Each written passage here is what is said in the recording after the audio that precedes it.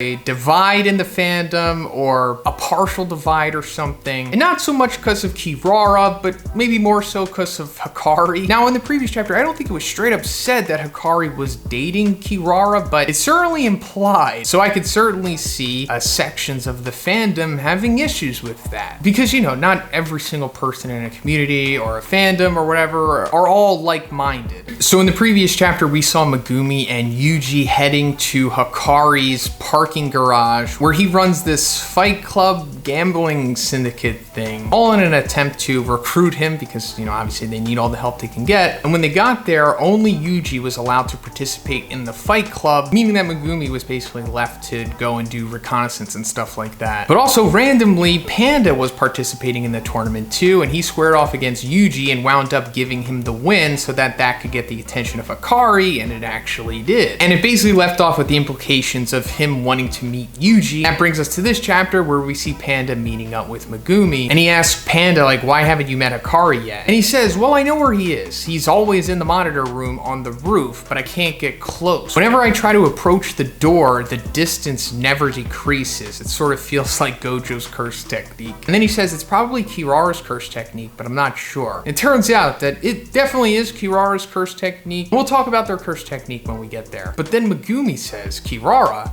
The other third year's a boy, right? And Panda says, yeah, a boy. So that's a huge surprise right there, because at first glance, Kirara didn't appear to be a guy. And I could already tell you right now that this is going to cause a divide in the fandom or a partial divide or something. And not so much because of Kirara, but maybe more so because of Hakari. Now in the previous chapter, I don't think it was straight up said that Hakari was dating Kirara, but it's certainly implied. So I could certainly see sections of the fandom having issues with that. Because, you know, not every single person in a community or a fandom or whatever are all like-minded. But for me personally, obviously I don't care. I actually think it's pretty interesting and very different, especially for like a Weekly Jump character. I mean, we've seen plenty of male characters like Kirara in Jump, but at least by Weekly Jump standards, it's extremely rare to see a character like that in a relationship with another male or vice versa. So I'm on board with it, and I think it instantly gives some serious depth to Hakari. But if they're not in a relationship,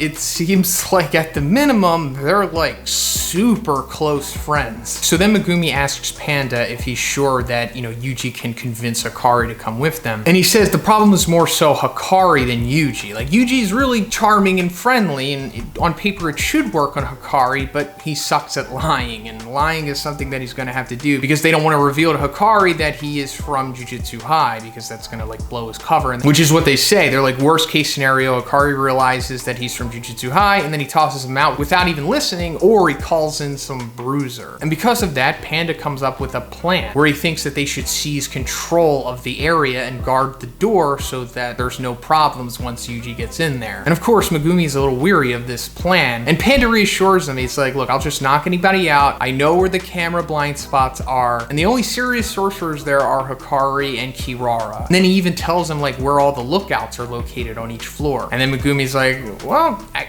guess it might actually work. So then we cut to what Yuji's been up to, and he's just been like wrecking the tournament. It even says like he's the champion, which, you know, is expected. But then we find out that he's going to be meeting with Hakari at 1 o'clock. Then we see him meeting up with Kirara to go to Hakari, and Kirara's like, oh, you're a first year in high school? That's young. Hakari had to repeat a year in junior high. So that's odd, because in the fanbook, Gege was asked this. Like, the question was, Hakari looks a bit older, did he repeat a year? And then Gege said, no, he didn't. So I guess that was a lie, but really I guess that just caused Gege to change his mind and maybe took that into consideration to work into the plot. Then Kirara lets Yuji into Hakari's room, and then we cut to Panda and Megumi like going around and taking out all of the guards, and this really cool sequence. Like Megumi moving through the shadows, making awesome use of his abilities, and he straight up rear naked chokes one of the guards here. And this is cool, I just wish his hooks were, you know, a little better. Then he comes around and catches another guy in in one of the blind spots of the cameras, and Triangle chokes him. So instead of using Jujutsu in this chapter, Megumi has been going Jujutsu. Then we come to Panda, who's acting like a circus bear to throw the guards off, and then instantly like knees the one guy in the gut and then like back kicks the other guy. So now all the guards have been taken care of and they successfully have control of the area around Hakari's room, but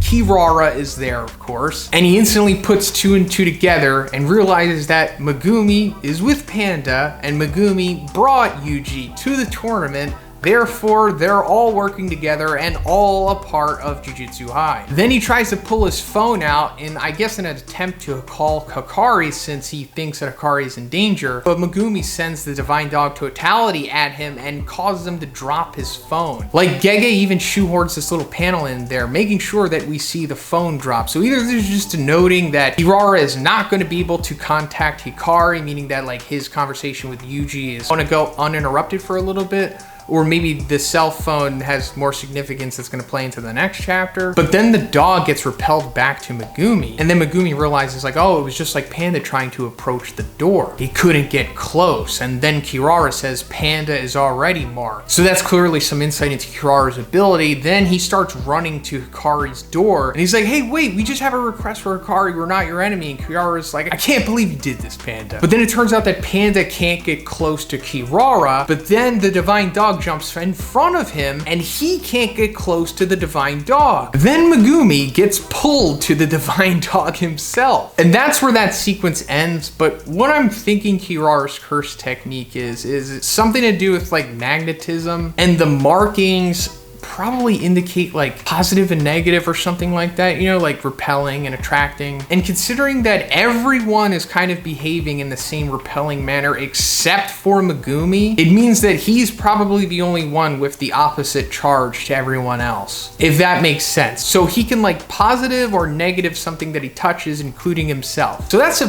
pretty cool curse technique, but keep in mind that if Gege does in fact decide to explain this, it's going to be way more complicated than it needs to be. Then we're coming to the final page and we're finally seeing Hakari meeting Yuji, and he says, would you believe me if I said you could work 1 hour a day and make 1 million yen a month? So is he like suggesting Yuji to become a YouTuber or something? Because I'm sure some of the huge YouTubers that you guys follow probably only work 1 hour a day and make like 6 figures a month. But yeah, that's where the chapter ends, and I'm assuming that Yuji isn't really going to be too interested in this, but it's just going to give more insight into Hakari, I suppose. Let me know what you think is going to happen in the next chapter. Do you think Yuji is going to have like a minor battle with Hakari maybe? Or is Hakari going to bust out of there and maybe try to fight all of them at once? Let me know. And if you liked the video, guys, please give it a like and please subscribe if you haven't already. Have a great day. I'll see you in the next one.